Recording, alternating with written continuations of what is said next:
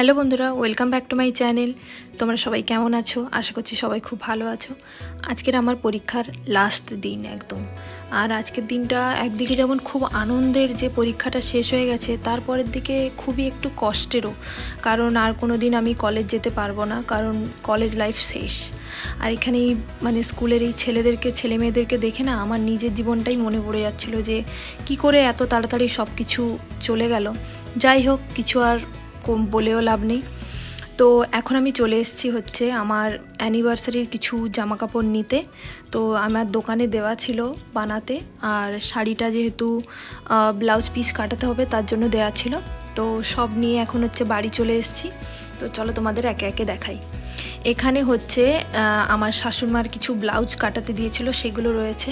Plus আমার সবারই রয়েছে। আর এই শাড়িটা হচ্ছে আমাকে আমার মা দিয়েছিল জামাই ষষ্ঠীতে, তার জন্য ওটার ফলস আর পিকো করাতে দিয়েছিলাম।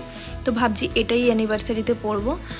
আর এখানে হচ্ছে আরও কিছু চুড়িদারের পিস রয়েছে।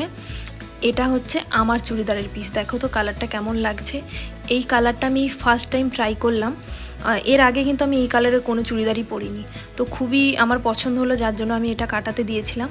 আর এবারে দেখাবো আমার মায়ের কিছু চুড়িদারের পিস। মাও ওখানেই কাটাতে দিয়েছিল, যার জন্য আমি একসঙ্গে নিয়ে চলে এলাম।